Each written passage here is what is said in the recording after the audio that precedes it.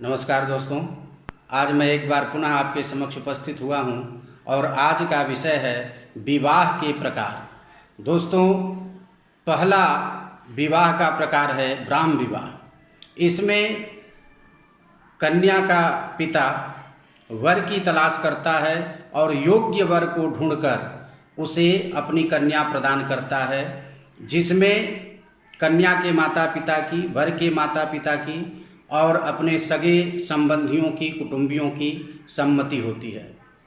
ब्राह्म विवाह में एक चीज का अवश्य ध्यान रखा जाता है, पारस्कर गृह सूत्र में भी कहा गया है, असमानार्ष गोत्रजाम, अर्थात समान गोत्र, समान पिंड और समान प्रवर नहीं होना चाहिए, इसका ध्यान रखा जाता है।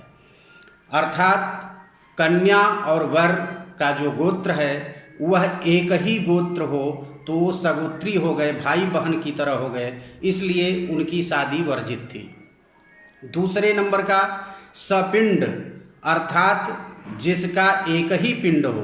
पिंड का अर्थ है घर के जो देवता हैं, जो एक ही कुल है और एक ही प्रकार के गृह देवता जिनके यहाँ हैं, ऐसे समान पिंड वाले आपस में वर और कन्या का विवाह नहीं हो सकता। तीसरे नंबर का है समान प्रवर। प्रत्येक गोत्र का अपना अपना प्रवर होता है। यदि समान प्रवर वर और कन्या दोनों का है तो ऐसी स्थिति में भी शादी वर्जित है।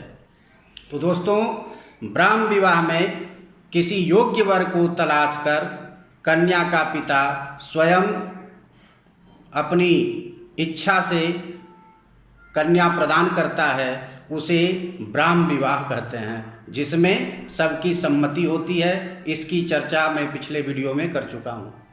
दूसरे नंबर का विवाह है दैव विवाह। दोस्तों, दैव विवाह में कन्या ही अपने लिए वर चुनती है।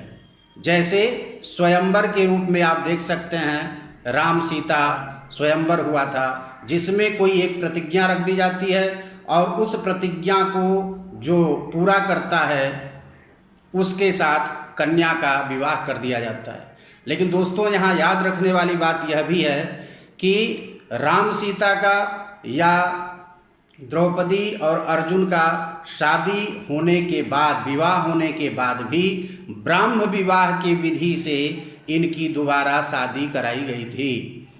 तो दोस्तों, दैव विवाह में एक यह भी मान्यता है कि जो राजकुल खानदान में जो पुरोहित यज्ञ कराता था, उस यज्ञ के दक्षिणा स्वरूप वह जो जजमान था राजा, वह अपनी कन्या का उस पुरोहित के साथ विवाह कर देता था। यह भी दैव विवाह के अंतर्गत आता है। तीसरे नंबर का विवाह है आर्ष विवाह। आर्ष विवाह में कन्या का पिता एक जोड़ी बैल या एक जोड़ी गाय लेकर और बदले में अपनी कन्या उस वर को प्रदान करता था। दोस्तों, यहाँ एक चीज और जान लेने की है कि क्षेत्र कन्या, जो अविवाहित कन्या है, वह भी एक क्षेत्र के समान है, खेत के समान है। उस खेत में बीजारोपण करने के लिए और फसल उगाने के लिए, संतानोत्पत्ति करने के लिए कन्या को दे दिया गया वर को।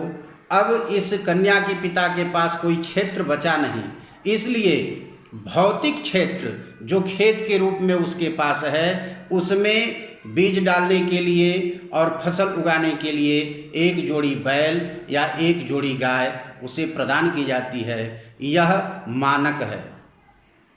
तीसरे नंबर का विवाह था आर्ष विवाह, जो आप जान चुके हैं। चौथे नंबर का विवाह है प्राजापत्य विवाह। दोस्तों, इस प्राजापत्य विवाह में वर के जो माता पिता होते हैं, उनकी इच्छा नहीं होती है उस कन्या से शादी करने की, लेकिन कन्या की इच्छा के अनुरूप और वर के इच्छा के अनुरूप कन्या के माता पिता जब सभी सामाजिक और धार्मिक कृत्य संपन्न करते हैं और अपनी कन्या को उस वर को प्रदान करते हैं तो उसे प्राजापत्य विवाह कहते हैं। दूसरे रूप में आज के ज़माने में जो घर जमाई बनते हैं, शादी होने के बाद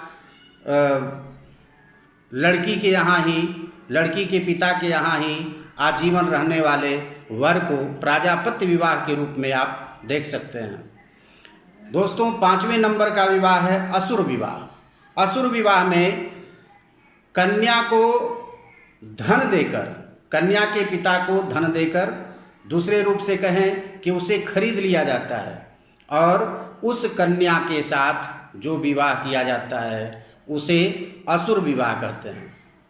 अर्थात बलपूर्वक अथवा पैसे का लोभ देकर, धन का लालच देकर कन्या को ले लेना, एक तरह से वह कन्या का पिता अपने बेटी को बेच देता है उस वर के हाथ, तो इसको कहते हैं असुर विवाह। 6ठे नंबर का विवाह है गांधर्व विवाह। गांधर्व विवाह शुद्ध रूप से प्रणय विवाह है, प्रेम विवाह है, जिसको लव मैरिज भी कहते हैं, जो दुष्यंत और शकुंतला ने किया था। और अनेकानेक ऐसे उदाहरण होते हैं जिसमें वर और कन्या, लड़का और लड़की दोनों एक दूसरे पर अनुरक्त होकर, उनके गुण स्वभाव से प्रेरित होकर जब प्रेम बंधन में बंध जाते हैं, किसी भी मंदिर में या अग्नि को साक्षी मानकर या अपनी इच्छा से जब एक दूसरे के हो जाते हैं, उसे गांधर्व विवाह कहते हैं। दोस्तों, 7वें नंबर का विवाह है राक्षस विवाह। इस राक्षस विवाह में, जैसा नाम से ही आप समझ सकते हैं कि कन्या का अपहरण कर लिया जाता है, बलपूर्वक कन्या को छीन लिया जाता है और फिर उसके बाद उसके शरीर पर अधिकार करते हुए उसे विवश कर उसके साथ विवाह कर लिया जाता है। इसे कहते हैं राक्षस विवाह। और 8वें नंबर का विवाह है पैशाच विवाह। यह भी बहुत ही निंदनीय है, पैशाच विवाह। पैशाच विवाह में क्या होता है कि ऐसी कन्या जो पागल हो या पागल नहीं भी हो तो उसे कोई नशीला पदार्थ खिलाकर, उसके साथ छल कर, उसके साथ धोखा कर या किसी तंत्र मंत्र के प्रभाव में उसको डालकर उसके शरीर पर जब वह वर अधिकार कर लेता है और उसके साथ शारीरिक संबंध स्थापित कर लेता है, तो ऐसे विवाह को पैशाच विवाह कहते हैं। दोस्तों, मैंने पिछले वीडियो में आपको बताया था कि उत्तरोत्तर क्रम से विवाह को श्रेष्ठ बताया गया है और सभी विवाहों में सर्वश्रेष्ठ विवाह ब्राह्म विवाह है, जिसको समाज और लोग मान्यता प्रदान करता है। और आज इस आधुनिक भारत में भी यही विवाह देखने को मिलता है। तो दोस्तों, आज के वीडियो में बस इतना ही। अगले वीडियो में मैं पुनः आपके समक्ष उपस्थित होऊंगा। तब तक आप सुखी रहें, स्वस्थ रहें। आपका बहुत बहुत धन्यवाद।